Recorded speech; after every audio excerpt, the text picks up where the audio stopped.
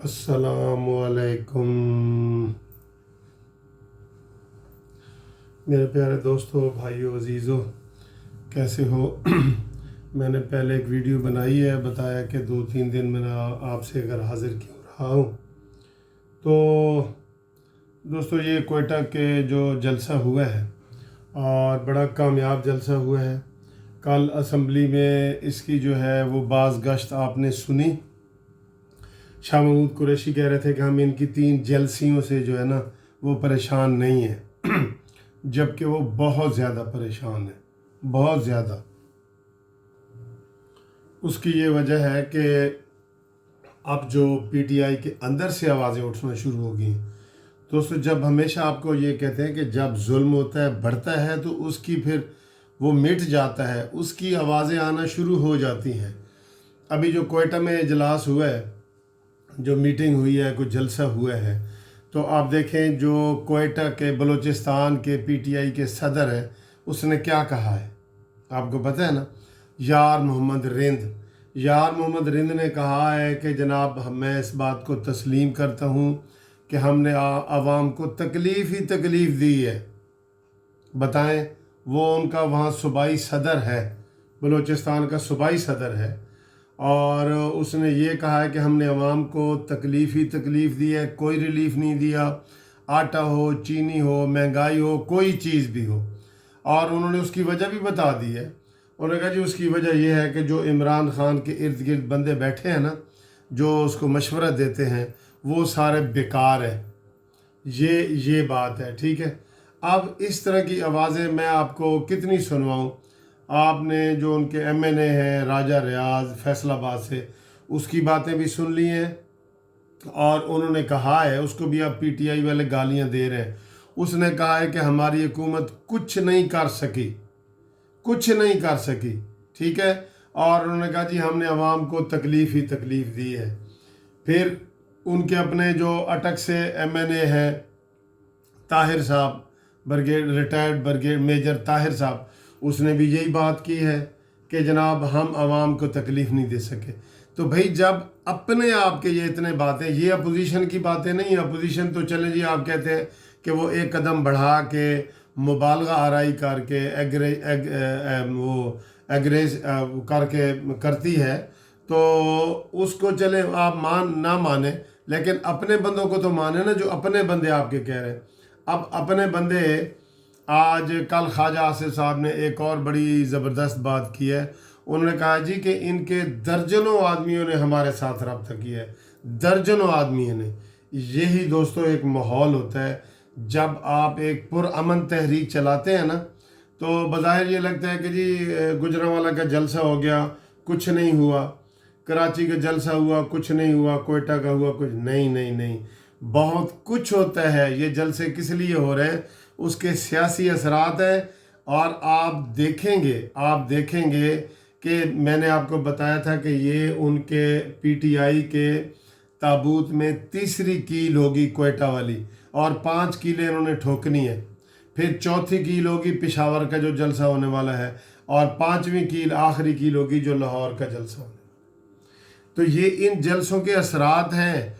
उसमें देखें, ये सारे सहाफ़ियों ने ये कहा है कि जी कोई मुस्लिम लीग नून की मोहब्बत में नहीं आया, पीपल्स पार्टी की मोहब्बत में नहीं आया, वो हुकूमत के सताए हुए लोग आए हैं।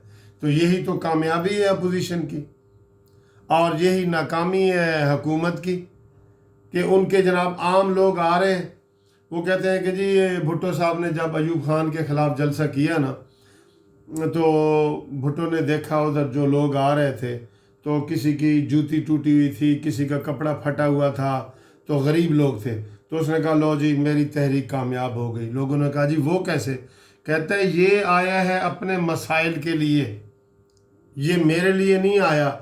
ये अयूब खान ने जो इनको तकलीफ़ पहुंचाई है, ये उसके लिए आए हैं। अब मेरी तहरीक को कामयाब होने से कोई नहीं रोक सकता। सेम हालात ऐसे हो चुके हैं यहाँ पे, सेम हालात ऐसे हुए हैं कि हामिद मीर ने गुजरांवाला में भी जो इंटरव्यू किए, तो वहाँ सहाफ़ियों ने कहा जी कि हमें आटा नहीं मिल रहा, चीनी नहीं मिल रही, और हमें महंगाई है, हमारी कुव्वत बर्दाश्त से हर चीज़ बाहर हो गई है। हमारे पास 10 रुपए होते हैं तो सौदा 20 रुपए का आ रहा होता है। اگر ہماری جیب میں 20 روپے ہے تو وہی سودا جو ہے نا 40 کا آ رہا ہوتا ہے. ہم کیا کریں؟ ہم کیا کریں؟ ہم مجبور ہیں، ہم کیا کریں؟ تو جب ایسی صورتحال ہو جاتی ہے تو اب یہ جو پی ٹی آئی کے اندر سے آوازیں اٹھنا شروع ہو گئی ہیں.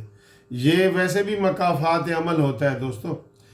انہوں نے پی ٹی آئی والے اب بھی یہ کوششیں کر رہے ہیں کہ شہباز شریف سے جیل میں ہوتے ہوئے کوئی ایسے بیان دلوا دیں جو مریم نواز کو پیچھے لے جائے، کیونکہ ان کو جو ہے نا وہ اب مجھے پھر ایک چھوٹا سا اسلامی لطیفہ یاد آ رہا ہے. ان کو مریم کھاتی ہے قسم سے. ان کو ایسے مریم آ گئی ہے ان کو کھانے کے لیے. وہ ایک اسلامی ہے، وہ ایک مجھے یاد آ گیا، ایک وہ کوئی میٹرک کا امتحان دے رہا تھا بچہ، تو کہہ رہا تھا جی کہ اس کا اسلامیات کا پیپر تھا. تو میں نے کہا بیٹا سناؤ تیاری شیاری ہو گئی ہے؟ وہ سرکی زبان بولتا تھا. کہندے ہاں انکل تیاری تو میری پوری ہو گئی ہے، لیکن یہ جڑیاں لمبیاں صورتاں نے نا یہ مینوں کھاندیاں. اس کا مطلب یہ ہے کہ یہ جو ہے نا یہ مجھے نہیں آتی، لمبیاں صورتیں میں یاد نہیں کر سکتا. جیسے میں نے آپ کو پہلے ایک اسلامی لطیفہ سنایا ہوا ہے کہ جی وہ انٹرویو لے رہے تھے، سنا دیتا ہوں دوبارہ آپ کی یاد کے لیے، کہ وہ انٹرویو لے رہے تھے اندر سی ایس ایس کا. تو ایک بندہ اندر گیا، انہوں نے کہا جی آپ کا کیا نام ہے؟ اس نے کہا جی میرا نام اخلاص ہے. کہتا ہے جی سورت اخلاص سنا دو. تو اس نے قل والا سنا دی. تو جب باہر نکلا تو اس کو باقی امیدواروں نے پوچھا یار اندر کی پوچھ رہے سن، پوچھتے ہیں نا. تو انہوں نے کہا یار وہ میرا نام تو اخلاص ہی. انہوں نے میں نے کہا جی سورت اخلاص سناؤ. اب اس میں سے ایک بندہ تھا اس کا نام یاسین تھا. وہ پریشان ہو گیا. کہتا جی جو ہی وہ اندر گیا تو اس کے بعد ہاں بھائی تیرا کیا نام ہے؟ کہتا جی میرا نام تو یاسین ہے لیکن مینوں کوثر کہندے نے. یعنی کہ اس کو سورت کوثر آتی تھی، سورت یاسین نہیں آتی تھی. تو جب ایسے حالات پیدا ہو جاتے ہیں نا دوستو، ان کو مریم نواز کھاتی ہے. ان کو مریم نواز جو ہے نا یہ ان کے اعصاب پہ سوار ہو گئی ہے. وہ کہتے ہیں کہ اب اس کو کیسے ہم کنٹرول کریں. تو اب کل سے وہ شوشہ چھوڑ رہے ہیں کہ جی شہباز شریف نے وہ جیل سے متحرک ہو گئے ہیں اور انہوں نے خواجہ آصف کو یہ پیغام دیے ہے، یہ ملاقات کی ہے، یہ وہ. تو خواجہ آصف نے وضاحت کر دی ہے کہ میں روٹین کی ملاقات میں ہم گئے جیسے ہم پہلے جاتے تھے، کوئی ایسی بات ہوئی نہیں ہے سیاسی جس کا میں آپ کو زیادہ ذکر کروں. تو ان کو جو ہے نا ان کو یہ پریشانی ہے. لیکن میں آپ کو بتا رہا ہوں کہ پی ٹی آئی کے اندر سے بہت بڑی دراڑیں پڑ چکی ہیں. دراڑیں یہ تو اوپن ہے نا جو میں نے آپ کو بتائی تھی. اور میں نے آپ کو پہلے بتایا تھا کہ 28 M N A M P A ایسے ہیں جو تیار بیٹھے ہیں، ان کو سامنے کچھ نظر نہیں آ رہا تھا. تب شہباز شریف صاحب تھے، وہ مفاہمت والی پالیسی پہ تھے، تو ان کو تیار نظر نہیں آ رہا تھا کہ وہ اب کیا کریں. وہ اگر ادھر سے ٹوٹ کے جائیں گے ان کو شہباز ہی صحیح طریقے سے ویلکم نہ کرے. لیکن اب ٹائم آ گیا ہے.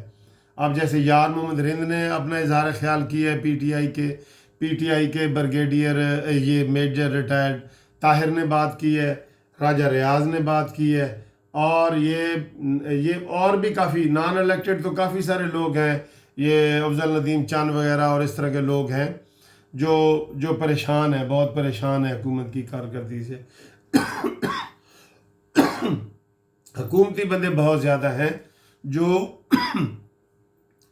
آپ کو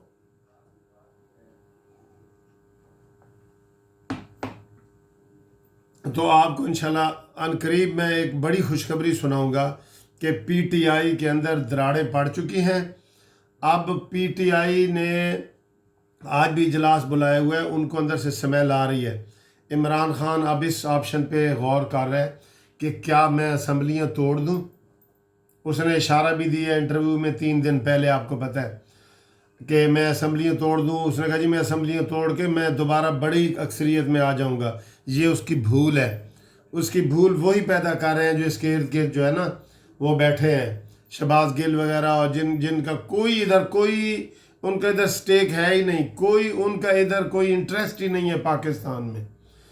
قریب ترین جو سب سے بڑی عمران کی جو ناکامی کے اسباب جب لکھے جائیں گے نا تو اس میں یہی لکھا جائے گا کہ اس کے سارے مشیر فارنر تھے جن کا پاکستان میں کوئی انٹرسٹ تھا ہی نہیں. وہ کشتی ڈوبتی ہے، وہ کہتے ہیں ڈوبیں جی، ہم تو جہاز پہ بیٹھ کے چلے جائیں گے، ہم نے کون سا اس کشتی میں ساری عمر بیٹھنا ہے. تو ایسی صورتحال پیدا ہو چکی ہے. حکومت انتہائی خطرے میں ہے. میں آپ کو بتا رہا ہوں، اپنے ٹی وی آن کر کے بیٹھے. عمران خان کا استعفیٰ کسی بھی وقت آ سکتا ہے، کسی بھی وقت آ سکتا ہے. شاہ محمود کی جو گرج گھن آپ سن رہے تھے نا اسمبلی میں، خواجہ آصف نے کہہ دیا ہے کہ یہ بیچارہ بے خبر ہے. اس کو خبر کیا ہے جو کہتا ہے جی 3 جلسیاں ہوئی ہیں. ٹھیک ہے جی، جلسیاں ہیں تو پھر جلسے آپ نکال لو. آپ نے جو لیاقت باغ میں کیا ہے وہ تو جلسی بھی نہیں تھی. اب آپ کو عوام نے مسترد کر دی ہے، عوام نے آپ کو مسترد کر دی ہے. تو انشاءاللہ تعالیٰ آپ کو اگلی ویڈیو میں مزید اہم باتیں بتاتا ہوں.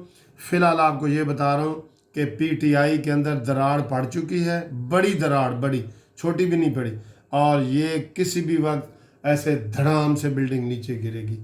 Thank you for watching, liking and subscribing قانونی ٹی وی چینل. خدا حافظ.